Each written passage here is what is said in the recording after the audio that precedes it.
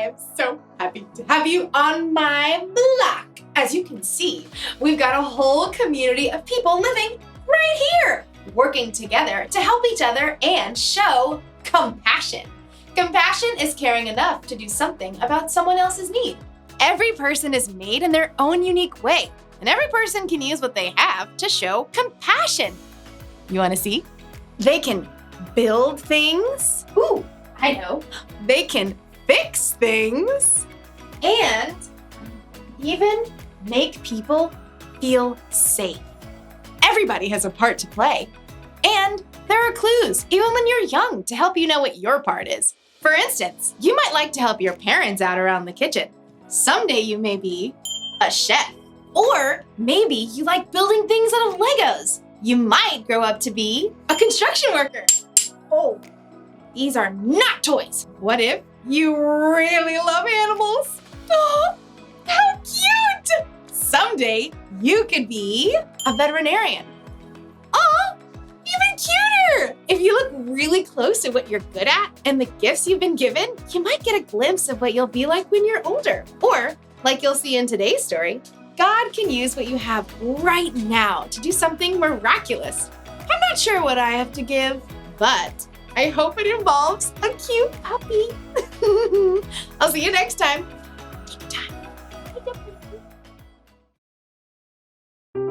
The Bible. It's 66 books of history, stories, letters, and poetry that fit together to form God's one big story. The epic adventure of how He created us and loves us so much that He made a way to rescue us. As we travel through the Bible, from Genesis to Revelation, we discover people who met God and found their lives changed forever. Now, for an amazing story, inspired by the book of John, chapter 6, verses 1 through 13. Let's set the stage. Jesus had been performing amazing miracles and healing people. Great crowds gathered wherever He went. So, when Jesus needed a little time away, He crossed the Sea of Galilee with His friends. He was probably looking forward to a quiet day on the mountainside, overlooking the lake. But the crowds had followed. Oh, you've got to be kidding me. Looks like thousands.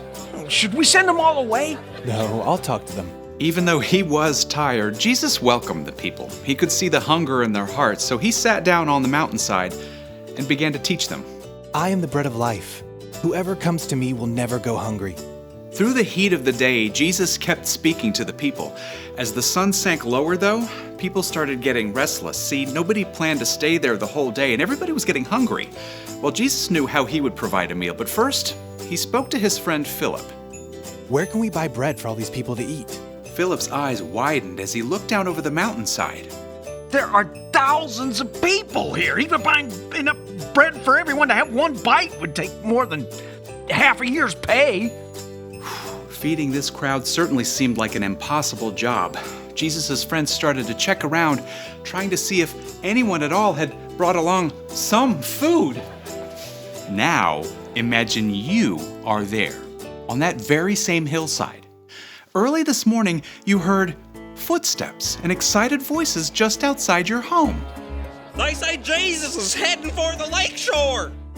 Now, you had never seen Jesus, but you had heard a lot about Him, so you begged your mom to let you go along, please.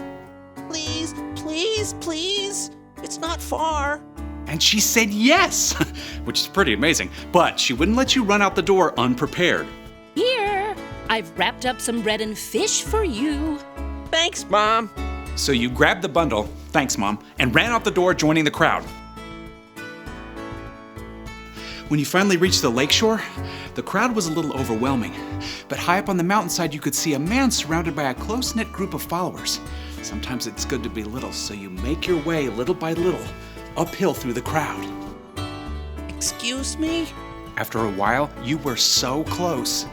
You could hear Jesus. Anyone who hears my word and believes Him who has sent me has eternal life. You slid under someone's elbow and found a place to sit on a little rock just a few yards away from Jesus. And all day, you listened. You weren't bored even a bit, because somehow everything Jesus said, it seemed like He was saying it just to you. In fact, You even forgot to eat your lunch. Oops. Guess I am kind of hungry. Now you can see other people are getting hungry too. And Jesus has taken a short break to talk with his friends, and then you're sad because Jesus is probably planning to send everybody away to get their own food. But then, a few of his friends start walking through the crowd. Does anyone have any food? Nothing here, I'm sorry. Oh, you really want your bread and fish at this point, but as tired and hungry as you are, you know Jesus has been working hard all day. So, you clear your throat, and then you say, I do. Great. What do you got? 5 little loaves and 2 fish. Not much. I know, but Jesus can have it. Well, thank you. Come along. You follow Jesus' friend Andrew right up to Jesus. Here's a boy with 5 small loaves of barley bread and 2 small fish. It won't go far in such a large crowd. Jesus turns and looks right at you. He can see you're hungry and that you've chosen to give up your lunch anyway. And then he smiles. It's the best thank you you've ever gotten. He reaches out his hands and you give him your food. Then Jesus turns back to his friends. Have the people sit down. Jesus' friends exchanged surprised glances, but then they started gesturing to the crowd. All right, everyone sit down. Plenty of room. Like a slowly rolling wave from front to back, you see all the people sit down. Then, right beside you, Jesus takes your 5 small loaves of bread and 2 small fish, and he lifts them up to heaven. Father, thank you for this food you've given us. Then, Jesus takes the loaves and breaks them. He begins handing them out to his friends and to the people in the first rows on the ground. He does the same with the fish. You even get some of your own bread and fish back. Yum.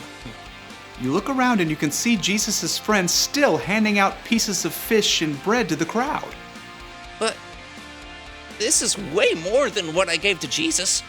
Soon, it seems like the entire crowd is eating dinner.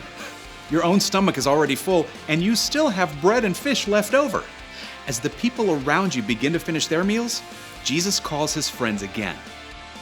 Gather the leftover pieces. Don't waste anything. You watch in amazement as Jesus' friends go through the crowd with large baskets. And sure enough, lots of people have extra bread and fish to drop inside. When the men finally return to Jesus, they've collected 12 full baskets of leftover fish and bread. That's impossible. But you know it happened because you saw it and because you've met Jesus. Nearby, a man exclaims, This must be the prophet who's supposed to come into the world. Now, you aren't sure exactly what that means, but you are sure that Jesus deeply cares for every single person on this hillside. And you're sure that he can take your small lunch to meet every single person's need.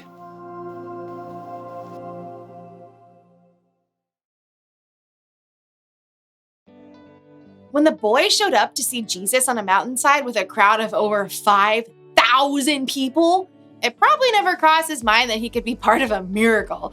All he had to offer was 5 loaves of bread and 2 fish, and God used it to feed everyone. You never know what God's going to do when you use what you have to help others. So, what do you have? Do you like to entertain people? And are you good with animals? Do you like to make things grow? Do you enjoy serving others? Everybody has something they can use to help others. Could be all you need are these, your hands. Your hands can help lift things, clean things, and repair things. Something else you have is this, your brain. You can use your brain to help solve problems or to help create something incredible. And what about these? Your ears.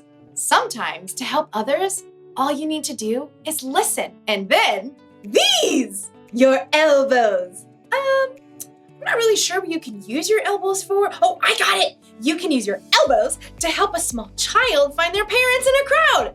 Excuse me.